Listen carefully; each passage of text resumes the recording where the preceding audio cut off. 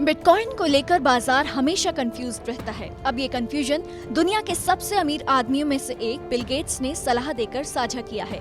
एक TV channel से बातचीत करते हुए बिटकॉइन की खरीदारी पर बिल गेट्स ने कहा कि बिटकॉइन मेरे जैसे लोगों के लिए नहीं है, क्योंकि मेरे पास एलॉन मस्क से कम पैसा है। एलॉन मस्क से कम पैसे वाले लोगों को बिटकॉइन में इन्वेस्ट नहीं करना चाहिए। बिल गेट्स ने अपनी बात आगे बढ़ाते हुए कहा कि एलॉन के पास काफी पैसा है और वो बहुत समझदार हैं। मेरा अपना विचार है कि अगर आपके पास एलॉन से कम पैसा है तो बस आपको इसे रुक कर देखना चाहिए।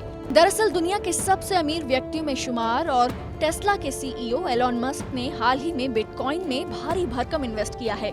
कुछ दिन पहले ही बिटकॉइन जैसी क्रिप्टो करेंसी में एलॉन मस्क ने $1.5 अरब लगाए। साथ ही उनकी कंपनी टेस्ला कार भी बिटकॉइन के जरिए बेचेगी, इसका भी ऐलान हुआ।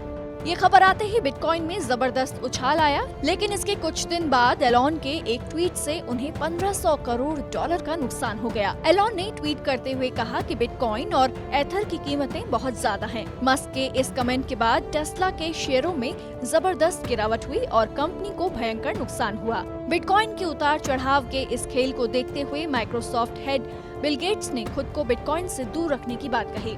आइए अब अच्छे से समझते हैं कि बिटकॉइन क्या है, क्रिप्टो करेंसी क्या है और इसको लेकर क्या रेगुलेशंस हैं।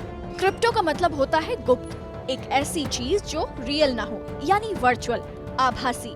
क्रिप्टो करेंसी एक ऐसी मुद्रा है जो कंप्यूटर एल्गोरिदम पर बनी होती है।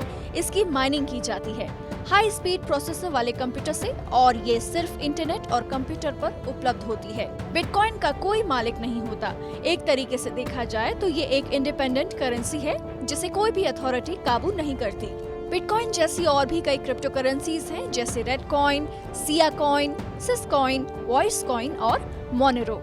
बिटकॉइन के ट्रांजैक्शंस को समझें तो क्रिप्टो करेंसी में रिटर्न यानी मुनाफा बहुत ज्यादा होता है। इसका पूरा लेन देन ऑनलाइन है। साल 2009 में जब बिटकॉइन को लॉन्च किया गया था तब उसकी वैल्यू आधे डॉलर की भी नहीं थी। 2010 में बड़ी मुश्किल से इसकी वैल्यू $1 तक पहुंची, लेकिन आज बिटकॉइन का रेट हजारों डॉलर में है।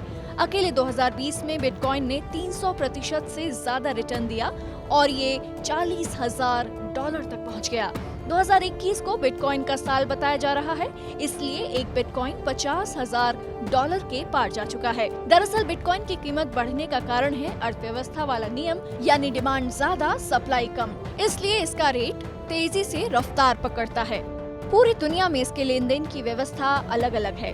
भारत में इसे किसी भी तरीके से अपनाया नहीं गया है। आरबीआई से लेकर सरकार सब इसे नकार चुके हैं, लेकिन दुनिया में लाखों व्यापारी बिटकॉइन से लेन देन करते हैं। हालांकि दुनिया के किसी भी केंद्रीय बैंक ने अभी तक इसको मान्यता नहीं दी है। अमेरिका की कई दिग्गज कंपनियां भी बिटकॉइन को एक्सेप्ट करती हैं। साथ ही इंटरनेट पर इसकी खरीद फरोख्त कराने वाले कई एक्सचेंज भी मौजूद हैं। ऐसी कई वेबसाइट्स और एप्स हैं जहां पर इसका ट्रांजैक्शन होता है। बिटकॉइन के बारे में अगर मोटा माटी समझा जाए तो इसे सातोशी नाकामोतो ने साल 2008 में बनाया था और 2009 में इसे पहली बार ओपन सोर्स सॉफ्टवेयर के तौर पर जारी किया गया। जैसे हर देश की करेंसी छापने की एक सीमा होती है, उसी तरह बिटकॉइन की भी एक सीमा है। माना जाता है कि बाजार में 21 मिलियन से ज्यादा बिटकॉइंस नहीं आ सकते। इस वक्त मार्केट में 13 मिलियन बिटकॉइंस हैं। बाकी बिटकॉइंस माइनिंग के जरिए मार्केट में आएंगे।